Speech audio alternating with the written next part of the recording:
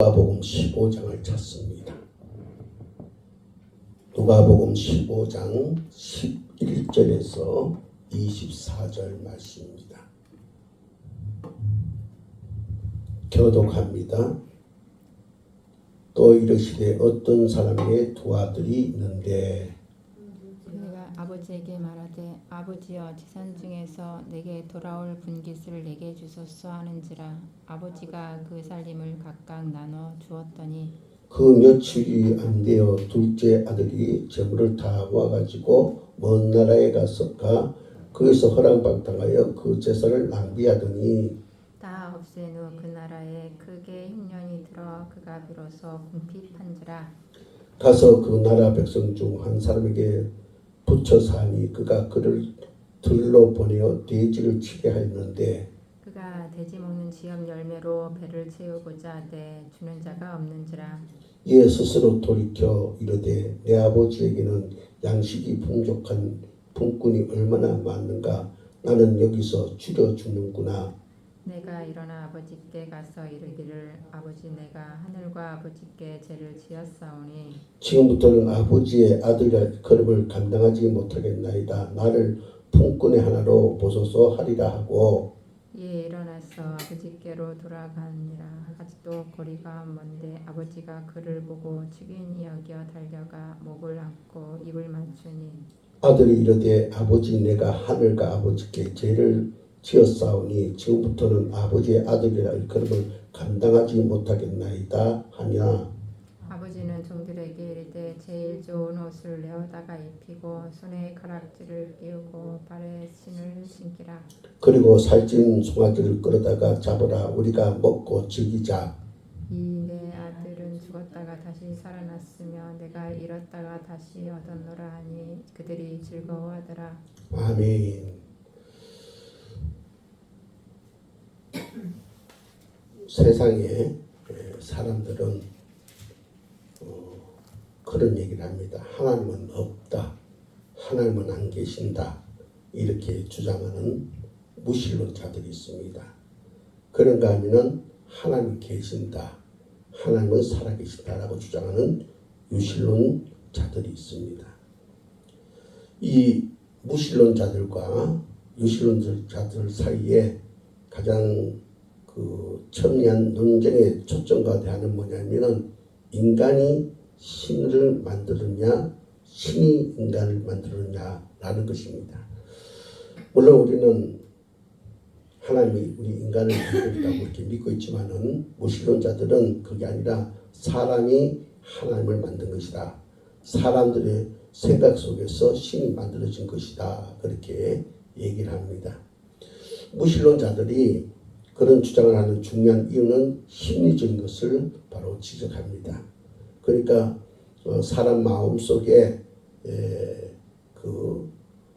영어로 말하면은 wishful thinking, 희망사항, 희망적 관측이라고 하는 것이 있어서 신이 있었으면 좋겠다라는 생각을 가졌기 때문에 그 속에 신이 나타나게 되고 또 그 신을 기대하고 의지하고 도움을 받고 그렇게 살아가지 않느냐. 그러므로 신은 사람이 만든 것이다. 이렇게 얘기하면서 사실 신은 존재하지 않는다. 그런 주장을 무신론자들이 하고 있습니다.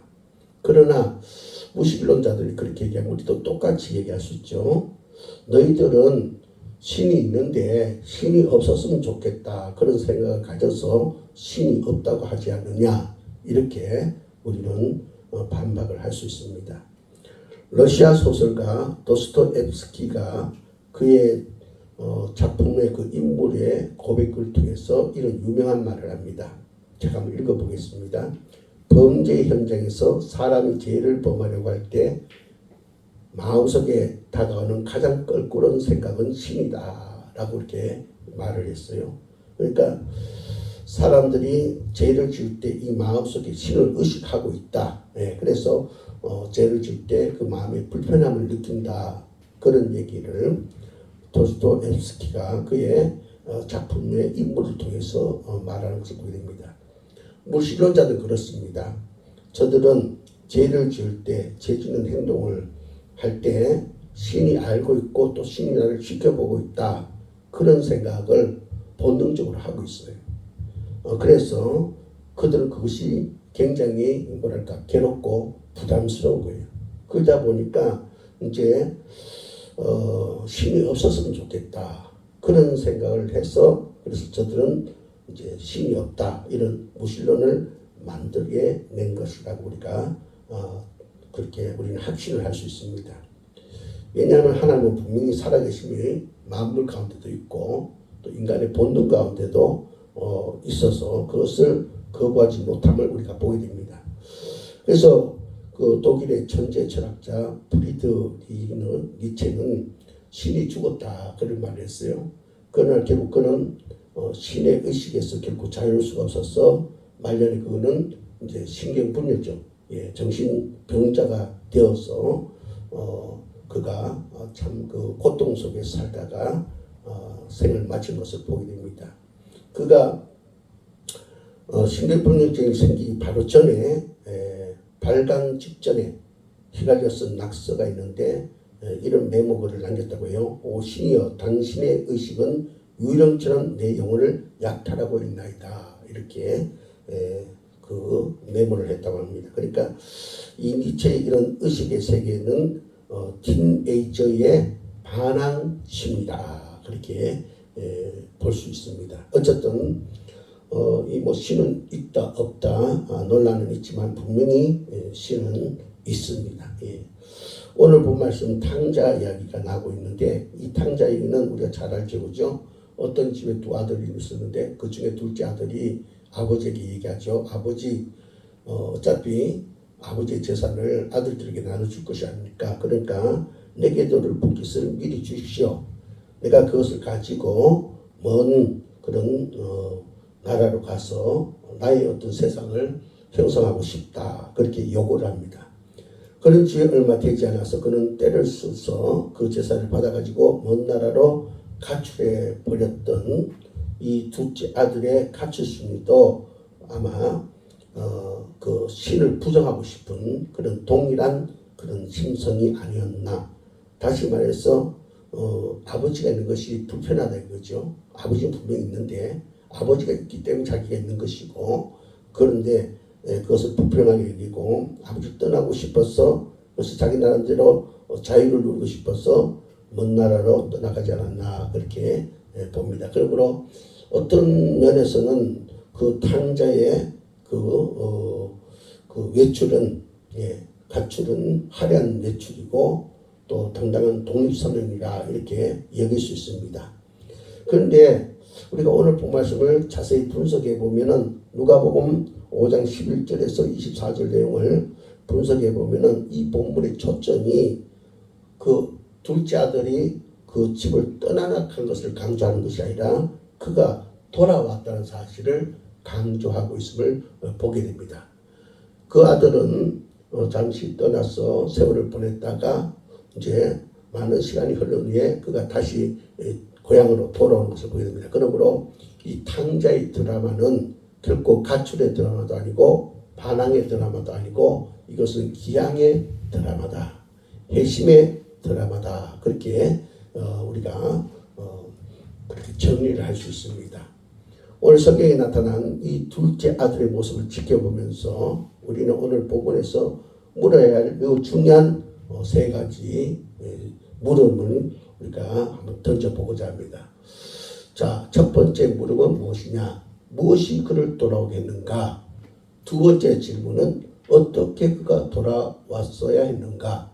세 번째로 질문은 돌아온 그는 어떻게 영접되었는가? 이 세 가지 질문을 우리가 본 말씀을 통해서 한번 물어봐야 됩니다. 왜냐? 이것은 우리에게 아주 중요한 교훈을 주고 있습니다. 그래서 이 세 가지 질문 우리가 한번 던져볼 텐데 첫 번째로 질문 무엇이 그를 돌아오게 했을까? 집을 떠난 아들 자기가 원했고 아버지 앞에 그저 때를 써서 자기 본 것을 미리 받아서 집을 떠난 그 아들이 어떻게 해서 돌아오게 됐냐? 그 대답은 두 가지입니다.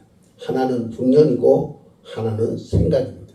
그것 때문에 그가 돌아왔다는 사실을 우리가 알 수가 있습니다. 오늘 본 말씀 14절 한번 읽어볼까요? 14절 한번 같이 읽어봅시다. 시작. 다 없앤 후 그 나라에 크게 흉년이 들어 그가 비로소 궁핍한지라. 자, 이 둘째 아들이 탕자가 집을 떠날 때는 그는 그저 꿈을 꿨어요. 예, 아주 풍요로운 꿈을 꿨습니다. 그런데 그가 먼 나라로 그가 갔을 때 그를 기다리고 있던 것은 막상 풍요함이 아니라 흉년이었습니다. 그것도 적당한 흉년이 아니라 큰 흉년이었다. 그 흉년이 그를 기다리고 있었다라고 성경에서 말씀하고 있는 것을 보게 됩니다. 아마 그는 아버지를 떠나갈 때 그는 아버지 앞에 받은 분깃을 가지고 그 재산을 투자해 가지고 그래서 증식을 해 가지고 풍요를 누릴 것을 꿈꾸는 그런 가운데 아버지를 떠났습니다. 그러나 어떻습니까? 그는 가난한 자가 되었던 것을 보게 됩니다. 그는 아버지를 떠날 때 자유를 꿈꿨습니다. 아버지 잔소리도 간섭도 없는 자유의 그 나라, 자유를 위해서 떠났습니다. 그러나 지금 그는 어떻습니까? 돼지 지은 열매조차도 먹기 힘든 돼지를 치고 있는 노예 자리로 전락해버리고 많은 것을 보게 됩니다. 또 그는 사랑을 꿈꾸면서 떠났습니다. 마음대로 사랑하고 누구나 사랑할 수 있는 무한한 자유가 펼쳐지는 사랑, 그런 사랑을 꿈꾸며 떠나갔는데, 그런데 지금 그는 어떻습니까? 뼈저린 취와 외로움 속에서 살아가야 되는 그런 지경에 놓인 것을 보게 됩니다. 그래서 도스토옙스키가 작중 인물의 말을 통해서 이런 말을 했습니다. 한번 제가 또 읽어보겠습니다. 우리가 신을 버릴 때 혹은 신을 떠날 때, 우리가 하나님을 떠날 때 우리는 신만 떠난다, 하나님만 떠난다, 떠난다고 사람들은 생각하지만 그들이 신을 버리는 순간, 하나님을 떠나버리는 순간 그들은 사실 모든 것을 버린다. 그런 얘기를 했어요. 그가 하나님을 떠나는 순간 그는 자유를 떠나는 것입니다. 그는 사랑을 떠난 것이고 양심을 떠난 것이고 가치를 상실해버리고 만 것이다. 하나님을 등지고 떠나는 순간 그는 사실 모든 것을 잃어버린 자가 되었다. 그것이 바로 흉년이다. 커다란 흉년이었다. 이렇게 성경 우리에게 말씀해 주고 있습니다. 지금 이 탕자는 아버지를 떠나서 먼 나라로 가서 어떻습니까? 큰 흉년을 경험했습니다. 여러분 가운데 이 탕자처럼 흉년을 경험하고 있는 분 혹시 계신지 않는지 한번 생각해 보시기 바랍니다. 예. 내가 아버지를 떠나서 큰 흉년을 지금 경험하고 있지는 않는지. 그런데 오늘 이 본 말씀을 계속해서 읽어보면은 이 탕자가 겪는 이 흉년이 하나의 터닝 포인트가 되는, 하나의 전환점이 되는, 하나의 어떤 계기가 되는 것을 보게 됩니다. 이 흉년과 더불어 이 흉년 속에서 둘째 아들은 생각합니다. 무엇이 탕자를 돌아오게 했느냐? 두 가지가 있죠. 하나는 흉년이고 또 하나는 생각이라 있어요. 둘째는 생각입니다. 이 흉년 속에 비로소 이 탕자는 생각을 합니다. 무엇을 생각했을까? 내가 아무래도 아버지 떠나는 것이 잘못인 것 같다. 그런 생각을 하게 됩니다. 아주 중요한 생각이죠. 여러분 17절 한번 봅시다. 17절을 같이 읽습니다. 시작. 이에 스스로 돌이켜 이르되 내 아버지에게는 양식이 풍족한 풍운이 얼마나 많은가. 나는 여기서 줄여 죽는구나. 예. 자기의 처지, 자기의 현실을 직시하면서 생각합니다. 내 아버지 집에는 양식이 얼마나 많을까.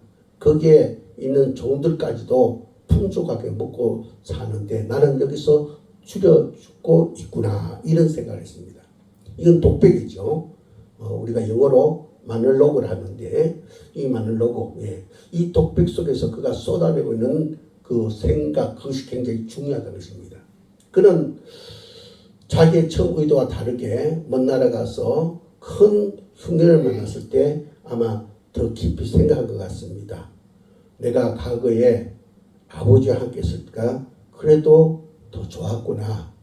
아버지와 함께 있을 때가 풍요로웠고 그 마음에 따뜻한 안식이 있었고 평화가 있었고 자유가 있었구나. 내가 잘못 생각하고 있었구나. 이렇게 그는 이제 그 아버지와 함께 있을 때를 회고하면서 그 그 아버지와 함께 있을 때를 더 깊이 생각하면서 그는 정답을 찾게 됩니다. 그래서 오늘 17절에 이런 말로 시작합니다. 17절 한번 볼까요? 이에 스스로 돌이켜. 이에 스스로 돌이켜. 이 말을 영어 표현으로 보면 참 재밌습니다. He came to himself. 이게 무슨 말입니까? 자기 자신에게로 돌아왔다. 참 재밌는 말이죠. 무슨 말이냐? 자기 자신에 돌아왔다. 이 말은 뭡니까? 이 탕자가 아버지 곁을 떠나서 먼 나라 가서 큰 흉년을 맞이함으로 어떻습니까? 자기 자신을 잃어버린 자기 상실 가운데에서 그는 다시 자기에게로 돌아왔다. 자기 자신을 발견하는 경험하게 되었다. 그런 얘기입니다. 예. 그가 먼 나라에 가서 잘 먹고 잘 살 줄 알았는데 자기가 그저 꿈꾸던 그런 현실들을 이룰 줄 알았는데 그렇지 않았습니다. 예. 그는 아버지를 떠날 때부터 자기 자신을 상실한 거죠. 그죠? 그런 가운데 큰 흉년을 맞아서 비로소 자아 발견을 하는 경험을 하게 되고 내 생각이 틀렸고 아버지 곁에 있을 때가 너무 좋았다. 예. 그것을 그는 생각하게 됩니다. 아주 중요한 생각을 하게 되죠. 그가 이런 중요한 생각함으로 그에게 흉년은 어떻습니까? 축복으로 바뀌는 것을 보게 됩니다. 여러분 우리가 때로는 이 탕자처럼 어리석은 생각과 판단을 가지고 우리가 하나님 곁을 떠났다가 우리가 큰 흉년을 만날 때가 있습니다. 그러나 우리가 올바른 생각을 가지면 그 큰 흉년이 변해서 축복이 될 수 있다는 겁니다. 예.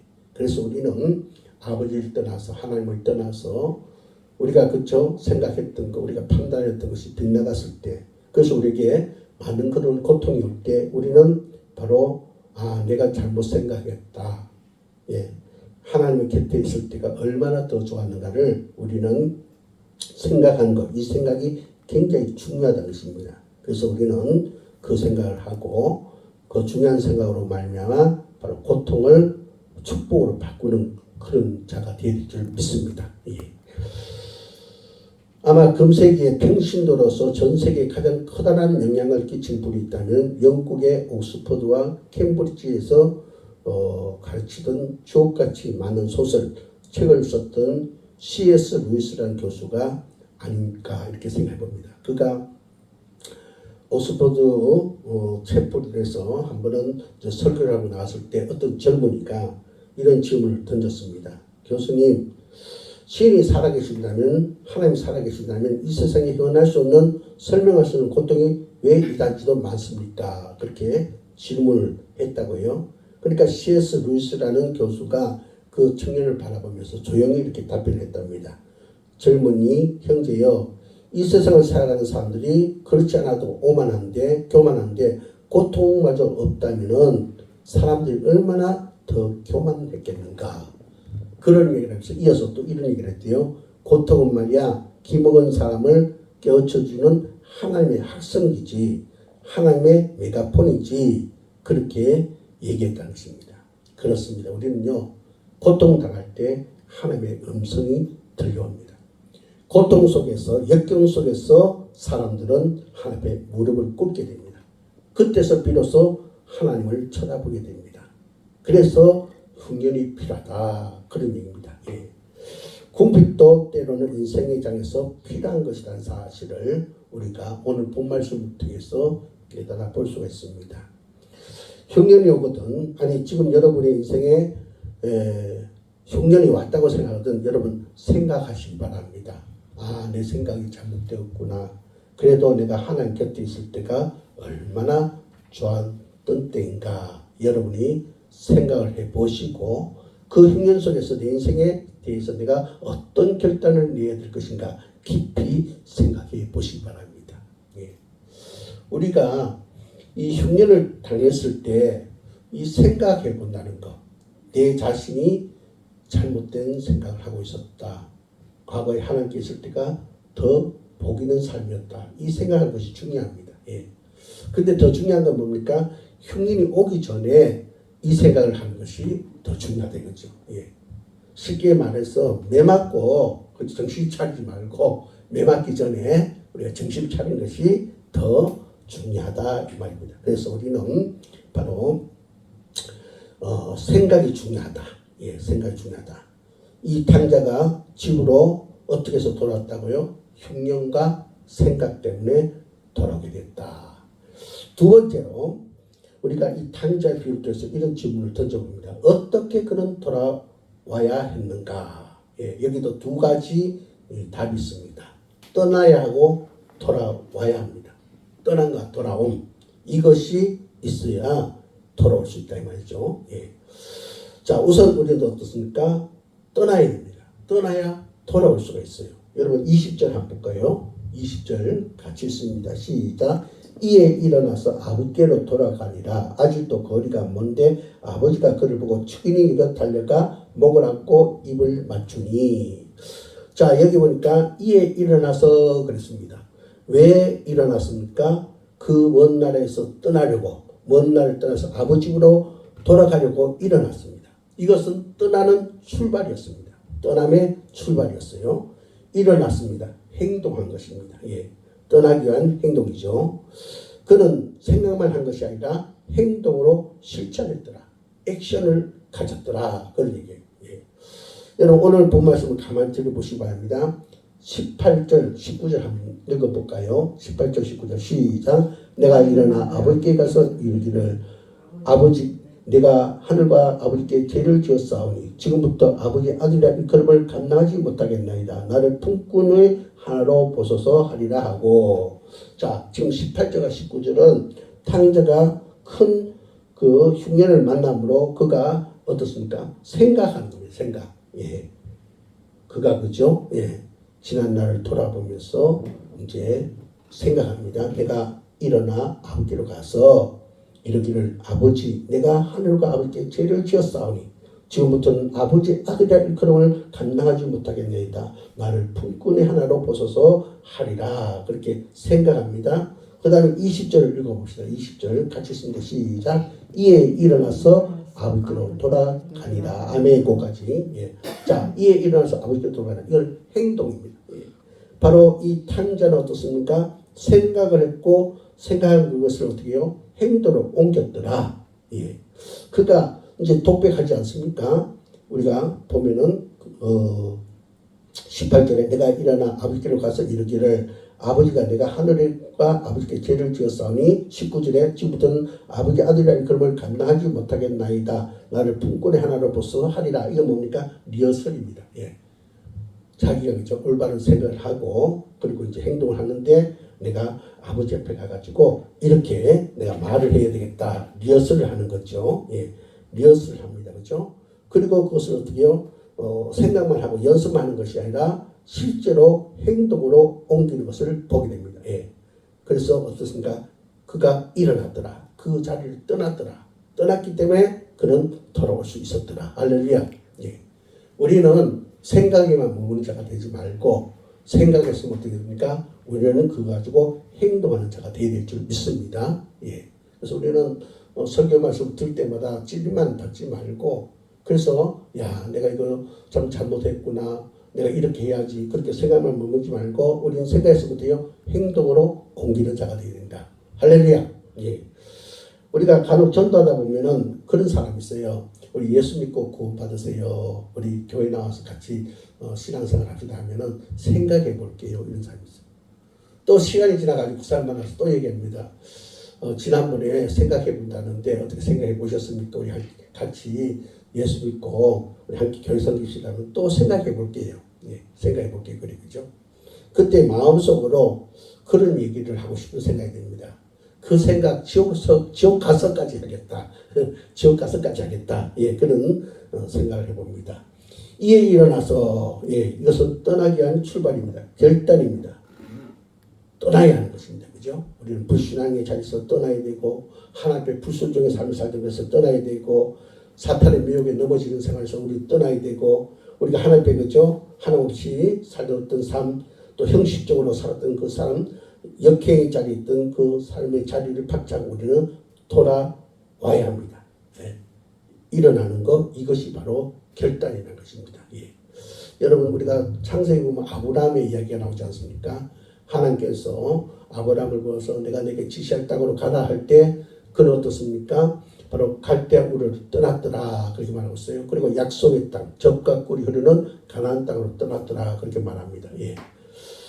하나님께서 약속하시고 하나님께서 예비하신 그 땅을 얻기 위해서는 그는 떠나야 했습니다. 예. 만약 그가 갈대아 우르를 떠나지 않았다면 그는 가나안 땅을 차지할 수 없었어요. 제가 이 말씀을 보는 가운데 재미있는 그런 부분을 봤습니다. 갈대아 우르라는 그 말의 뜻을 봤더니 갈대아 우르라는 말이 파괴의 잿더미 이런 이제 뜻이 있었습니다. 그러니까 갈대아 우르를 떠나다는 말은 무엇입니까? 파괴의 잿더미를 떠났다. 그래서 젖과 꿀이 흐르는 곳으로 나갔다. 그런 얘기죠. 우리는 내 인생에 상실되고 찢어지고 부서져 나간 파괴의 잿더미, 삶의 분명한 의미도 가치도 또 목적도 없는 그 파괴의 잿더미 같은 자리에서 우리는 머물러 있을 것이 아니라 그것을 떠나야 됩니다. 예. 그것을 떠나는 것이 바로 성경에서는 회개다 그렇게 말하고 있습니다. 예. 회개는 생각만 하는 게 아니에요. 바로 행동으로 이제 어떻습니까? 내가 가던 방향을 돌이켜서 방향을 바꾸는 것이 회개입니다. 오늘 많은 사람들은 회개를 생각에만 머물러 있는 경우가 많습니다. 그것은 온전한 회개가 아닙니다. 오늘 본 말씀 20절에 아버지께로 돌아가니라 했어요. 예, 20절에 한번 우리 20절 한번 읽어볼까요? 같이 읽습니다. 시작. 이에 일어나서 아버지께로 돌아가니라. 아멘. 자, 일어나서 누구에게로 갔다고요? 아버지께로 돌아가니라. 여러분, 우리가 여기서 기억해야 됩니다. 우리가 일어나서 어떻게 해요? 단순히 종교에 기여한 것이 아니라 아버지께로 와야 된다 이거예요. 하나님 아버지, 내 삶의 뿌리, 나의 창조자, 그리고 나의 심판자, 그리고 나의 구원자, 그분으로 우리는 돌아와야 한다 이 말이에요. 아버지께로 돌아와야 한다. 근데 여기 중요한 전제가 있습니다. 그 전제가 뭐냐? 이제는 아버지를 믿고 돌아오셔야 한다 이 말이에요. 예. 이제는 아버지를 믿어야 된다. 믿음으로 아버지께 돌아와야 된다. 그런 얘기를 하고 있습니다. 히브리서 11장 6절에 보면 이렇게 말합니다. 믿음이 없이는 하나님을 기쁘시게 못하나니 하나님께 나가는 자는 하나님께 나오는 자는 그가 계신 것과 그리고 자기를 찾는 자들이 뭐예요? 상을 주시는 힘을 믿어야 할지니라 그렇게 말하고 있습니다. 내가 아버지께 돌아가면은 아버지께서 나를 환영해 줄 것이고 나에게 상도 줄 것이다. 이것을 믿어야 된다 그렇게 말하고 있습니다. 우리가 요한복음 6장 37절에 보면 예수님께서 이렇게 말씀합니다. 아버지께서 내게 주신 자는 다 내게로 올 것이요 내게 오는 자는 내가 결코 내쫓지 아니하리라 하셨어요. 내게 오는 자는 내가 결코 내쫓지 아니하리라. 그럼 우리가 안심하고 아버지께로 돌아오면은 아버지 우리를 받아주시고 우리에게 그죠 상급까지 주신다. 그러므로 그 아버지를 믿고 돌아와야 된다. 그렇게 말하고 있어요. 예. 우리가 돌아올 때 어떻게 돌아와야 된다고요? 회개해야 된다. 회개는 액션입니다. 불순종의 자리, 불신앙의 자리, 예, 그런 가운데 더 이상 있지 말고 우리는 일어나야 돼요. 그래서 하나님 앞에 우리가 나가야 되는데 하나님 앞에 나갈 때 어떻게 해요? 우리는 그것을 잘못됐다 생각하고 그걸 어떻게 해요? 행동으로 방향을 바꾸고 행동을 우리가 그죠? 제 생각만 하는 것이 아니라 행동을 옮기되 내가 가는 그 잘못된 길에서 방향을 바꿔서 하나님 믿고 나가야 된다. 바로 이겁니다. 예. 바로 탕자는 어떻게 돌아왔냐? 그는 바로 자기의 잘못된 것을 생각했고, 그리고 그것을 어디에요? 이제 행동으로 옮김으로 가는 방향을 다시 그죠? 바꿔서 믿음으로 아버지께로 오므로 그는 어떻게 해요? 돌아오게 되었더라. 그렇게 말하고 있습니다. 그리고 마지막으로 세 번째 질문. 어떻게 그는 영접되었을까? 오늘 본 말씀을 들여다보면 두 가지 대답이 나옵니다. 기다리심과 완벽한 회복입니다. 예. 어떻게 그는 영접되었느냐? 기다리심과 완전한 회복을 통해서 그는 영접되게 됐다. 무슨 말이냐? 자, 첫 번째로 기다림으로 그는 그죠? 영접받게 됐다. 여러분 본 말씀 20절을 다시 한번 봅시다. 이에 일어나서 아버지께로 돌아가니라. 그 다음 뭐랬어요? 아직 거리가 먼데, 예, 아직 거리가 먼데 했어요. 자, 이 이제 얘기는 무슨 얘기냐면은 아들이 이제 잘못을 그저 깨닫고 그것을 행동을 옮겨서 방향을 바꿔가지고 아버지께로 오고 있습니다, 그죠? 근데 아버지를 만나려면은 아직 그저 거리가 그죠 있어요, 그죠? 예. 자, 그 거리가 뭔데? 그런데 어떻습니까? 20절에 보니까 아버지가 그를 보고 축인이겨 달려와 목을 안고 입을 맞췄더라. 그렇게 얘기했어요. 그죠? 거리가 뭔데? 여기서 거리가 뭔데라는 것은 단순히 문자적인 거리만 말한 것이 아니라 어쩌면 심리적인 거리를 더 여기서 말하고 있다 보면 되겠습니다. 그러니까 무슨 말이냐? 이 탕자가 아버지 앞에 그죠? 막 그저 분깃을 미리 달라 뭐 자기가 잘났던 듯이 아버지가 잘못됐다는 듯이 그죠? 그렇게 하면서 자기가 아버지의 그늘 아래 있었다는 발전이 없다든지 그죠? 별별 얘기를 다 했을 거 아닙니까? 그죠? 그래서 때를 서서 그 제사를 가지고 먼 나라 갔습니다. 그러나 어떻습니까? 그의 삶은 엉망진창이 되었어요. 예. 그가 처음에는 아버지는 늙었어. 이제 젊은 사람 생각을 따라와야 돼. 예. 아마 그렇게 했을 거예요. 그죠? 그가 집에 들어올 때 그런 어떤 무거움을 느꼈다는 거예요. 스스로 자기 자신의 잘못된 자격지심을 가졌다는 거예요. 그러니까 마음의 거리, 심리적인 그 거리가 아직 멀었다는 거예요. 아버지가 과연 나를 받아줄까? 내가 아버지 앞에 이렇게 나쁜 짓을 했는데, 나쁜 표현을 했는데, 과연 아버지가 나를 받아줄까? 그렇게 했어요. 그죠? 그런 생각했지만은 어떻습니까? 아직 그런 거리가 있음에도 불구하고 아들이 그런 서먹한, 그죠? 마음을 가졌음에도 불구하고 아버지는 그를 기다려줬더라. 할렐루야. 예.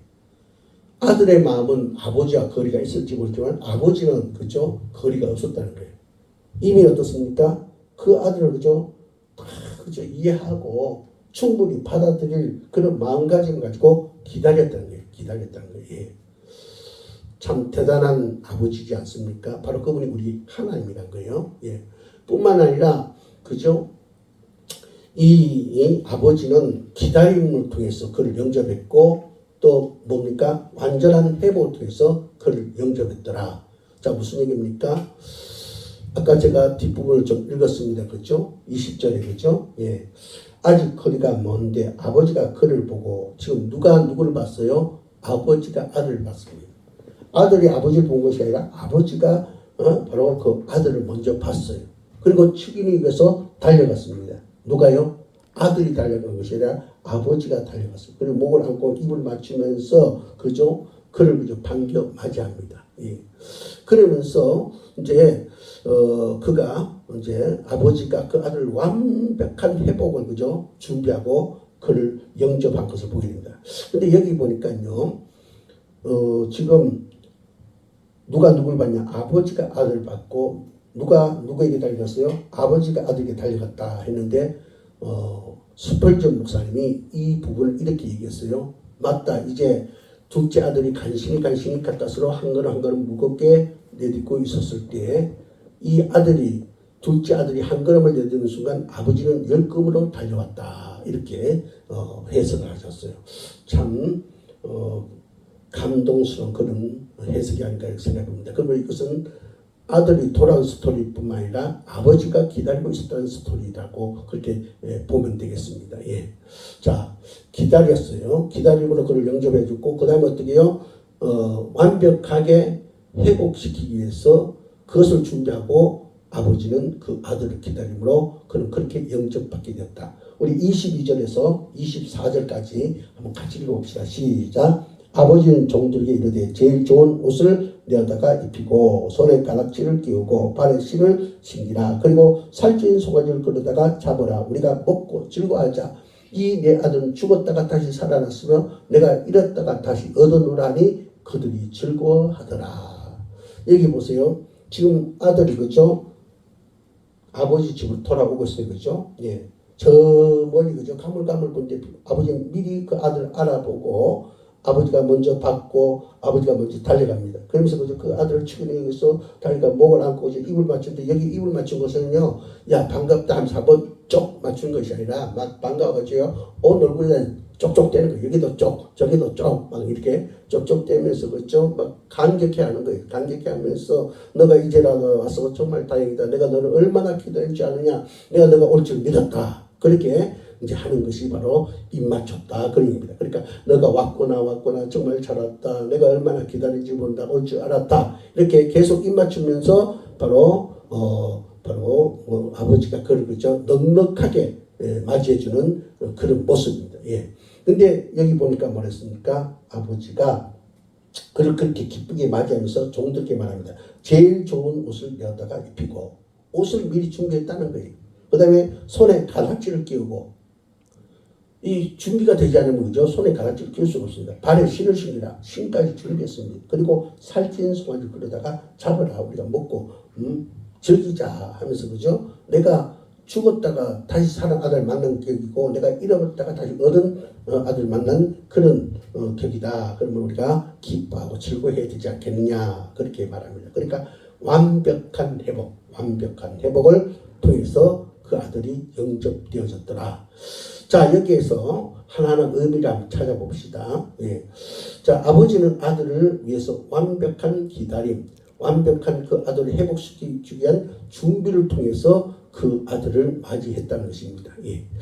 그러니까 이제 여기에 우리가 보면은 그 아들이 왔을 때 아버지가 종들에게 제일 좋은 준비해 놓지 않느냐, 제일 좋은 옷을 내어다 입어라. 이건 뭡니까? 죄인에게 의의 옷을 입혔다 그 얘기예요. 손에 가락지를 끼웠다. 이거 뭡니까? 너와 나의 이제 새로운 언약이 시작된다. 너가 나를 낮추고 너를 높였어. 너가 먼 날 떠나가서 잘 먹고 잘 살 것처럼 큰 소리 쳤는데 그래서 아버지 아들 관계가 깨졌는데 너가 이제 그것을 깨닫고 나를 아들이 아니라 이 집에 종으로 써주십시오 할 때 어떤 아니다. 너는 여전히 네 아들이다. 예, 그 언약의 관계를 바로 다시 세웠다는 것이고 발에 신을 신기라. 이제 새 출발을 하자. 우리 절대 헤어지지 말고 함께 새로운 출발해서 함께 가자. 그런 뜻으로 바로 그가 신을 준비해서 신기였더라. 그러니까 완벽한 회복, 예, 완벽한 회복을 통해서 그를 영접해 주므로 그는 아버지의 이런 완벽한 회복을 통해서 그가 아버지 집에 돌아와서 영접받게 됐다. 여러분 이게 뭡니까? 미리 다 용서해 놓고 미리 다 준비해 놓고 기다리는 것이 뭡니까? 바로 십자가의 사건입니다. 주님께서는 우리 과거, 현재, 미래 모든 것을 다 아시고 그죠? 우리가 아버지께로 돌아오기를 기다리고 계시는데 그냥 기다리는 게 아니라 완벽한 하나님의 자녀로 그죠? 천국 갈 수 있도록 모든 것을 완벽하게 준비해 놓으시고 우리를 기다리신다 이 말이에요. 예, 2000년 전에 우리 주님은 바로 우리 위해서 십자가 죽으신데 우리 하나님은 바로 우리의 허물, 우리의 죄, 예, 그것을 주님에게 다 짊어지게 하시고 우리가 받아야 될 저주를 주님께서 받게 하시고 우리가 형벌을 받아야 되는데 주님께서 형벌을 받게 하시고 그래서 내 죄 문제는 이제 다 해결됐다. 돌아오기만 하면 된다. 내가 길을 닦아놨다. 너와 나의 언약이 새로 이제 세워지고 이제 그렇게만 살아가면 된다. 너가 돌아오기만 하면 된다. 그런 이제 완벽한 회복을 준비하셔서 그 아들이 그런 기다림과 완벽한 회복 속에서 영접받게 되었다는 것입니다. 바로 이것이 우리 하나님의 모습입니다. 여러분, 우리는 오늘 이 탕자의 비유를 통해서 여기에 숨어있는 이런 하나님의 놀라우신 사랑을 우리 잊지 말아야 될 줄 믿습니다. 제가 구미 시민교회에 이제 그분이 아주 살아계신 분이었어요. 제 원로 목사님이신데 그분이 제가 전도살 때 우리 교회 부흥회 강사를 모셔서 이제 부흥회를 했는데 저는 그분에게 많은 것을 배웠습니다. 많은 것을 배웠는데 그분이 한 주 동안 한 말씀도 하시고 아니고 물론 이제 집회 때 말씀을 전했지만은 그의 행동에서 많은 것을 이제 배워서 잊혀지지가 않는데 그분이 이제 부흥회 때 설교하는 가운데 하나 예화를 든 것이 잊혀지지 않아요. 예. 그 이야기는 어떤 얘기냐면은 치악산 산골의 어느 부부 이야기입니다. 예. 치악산에 어느 산골 부부가 있는데 외동 아들이 하나밖에 없어요. 그래서 이 부부가 이제 늘 새벽기도 나가고 주일 예배 나가고 수요일에 나가고 금요기도에 나가면서 늘 하나님 앞에 그죠 믿음 생활하는데 외동 아들이 교회를 가지 않습니다. 예수 믿으려도 믿지 않아요. 오히려 그죠 참 그 말씀만 피우고 속만 썩히고 반항하고 이럽니다. 예. 그래서 저걸 어떻게 하나 하면서 하나님 저 아들이 어서 하나님 품에 돌아서 구원받게 해주세요 하는 가운데 하나님께서 그를 종으로 쓰시겠다는 음성을 듣습니다. 그러나 현실은 종이 아니라 뭐 성도도 되지 못하고 있는 거예요. 예. 그러던 어느 날 그 아들이 옛날에는 그죠 이 집에 있는 항소가 큰 재산이잖아요. 그죠? 예. 어느 날 이 아들이 항소를 물고 팔아버려가지고 그걸 가지고 서울로 도망가 버렸습니다. 예. 그러니까 이 연락하신 아버지 어머니가 농사에 꼭 없어서 안 될 또 가정의 그죠 재산 이런 항소를 팔아가지고 도망을 가버렸으니 너무 마음이 상할 거 아니에요, 그죠? 그렇지만은 그 소 팔아서 도망간 그 사실보다도 아들이 안전이 더 걱정됩니다. 저기 서울로 도망갔다 하는데 어디가 있는지 모르겠고 찾을 길은 없고 가서 어떤 복면을 당하지 말아야 될 텐데 잘 지내다가 돌아와야 될 텐데 하면서 이제 할아버지 할머니가 소가 맺는 멍에를 그죠 이제 할머니가 메고 할아버지가 쟁기를 잡고 밭을 가면서 그렇게 하루하루를 보냅니다. 그러던 어느 날 이 아들이 이제 도시로 가서 소를 가지고 가가지고 뭔가 자기 계획을 계획이 깨지고 그죠 그 도시의 화려한 문화 속에 미혹을 받아가지고 다 탕진해 버렸어요. 그야말로 성경에 나오는 탕자처럼 돼버렸어요. 그런 것 같아요. 뭐 꼼짝없이 자기를 죽게 되는 거예요. 굶어 죽게 된 거예요. 그래서 이제 집에다 편지합니다. 아버지 어머니 제가 저희 잘못을 깨달았습니다. 제가 이제 아버지 어머니에게 돌아가도 되겠습니까? 용서해 주겠습니까? 그렇게 이제 편지를 보냈어요. 예. 보냈더니 답장이 왔습니다. 얼마든지 용서한다. 오너라. 그러니까 이 아들이 이제 믿지를 못합니다. 믿지를 못해서 만약에 저를 용서한다면은 이제 겨울인데 감나무에다가 하얀 손수건 하나를 걸어 주십시오. 그럼 내가 기차를 타고 지나가다가 그걸 보고 우리 아버지 어머니가 용서를 정말 하는구나 싶으면 내가 이제 집으로 돌아가겠습니다. 그렇게 이제 답변했어요. 그러니까 이 아버지 어머니가 너무 좋은 거예요. 너무 좋은 거예요. 아들이 돌아온다니까 다행이다. 그 철부지가 이제 뭔가 깨닫고 철이 들어서 들어온다니까 다행이다. 그래서 하나님께 그 아들이 돌아오면 예수 믿게 해주시고 또 하나님께서 그를 주의 종으로 세워야 된다고 했으니 주의 종이 되게 해주세요 하면서 그죠 이제 기도를 하는데 이제 아들이 그죠 어느 날 온다는 얘기했어요. 그죠 어느 시간에 온지 모르지만 온다는 얘기했어요. 그래서 하얀 손수건을 그 아버지가 감나무에 올라가서 이렇게 걸어놓는데 하얀 손수건 하나 걸어놓으니까 이게 바람에 날려갈까봐 또 지나가다가 그 치악산에 그 이렇게 옛날에는 기차 그죠 너무 높아가지고 이렇게 와가지고 딸이 쳐가지고 이렇게 내려가지고 다시 이렇게 오는 그런 터널이 있었는데 이제 그 부근에 이제 집인데 그 바람에 그죠 혹시나 하얀 손이 날려갈까봐 또 하나만 걸어놓으면 아들 못 볼까봐 이 어머니 아버지가 하얀 손 100장을 감나무에다 걸어놨어요. 그러니까 이 감나무에 그죠 온통 하얀 손이 걸려 있는 거예요. 이제 이 아들이 드디어 그죠 자기 마음 편한 시간에 기차를 타고 그 집 앞을 지나가는데 한 장의 수건을 걸어다는데 몇 장요? 100장의 흰 손수건이 걸려요. 그걸 보는 순간 눈물이 왈칵 쏟아집니다. 나는 그때는 그렇게 못된 짓을 하고 아버지 어머니를 무시하고 비웃었는데 집에 있는 하나밖에 없는 전 재산을 다 내가 그 없으면 어떻게 되는지 알면서 다 털어서 탕진해버렸는데 우리 아버지 어머니는 나를 사랑하구나. 나를 이렇게 애타게 기다리고 계시구나. 그래서 그는 그죠 그 100장의 하얀 손수건을 떠나보고 그가 집으로 돌아와서 이제 그가 그죠 회개하고 또 교회 가서 그죠 신앙생활 가운데 이제 목사님이 되셔서 자기 집 그 있는 터위에다가 교회를 세워서 지금도 그 교회가 있다는 그런 얘기를 들어봤습니다. 여러분 그 아버지 어머니 마음을 그 탕자가 알은 거죠.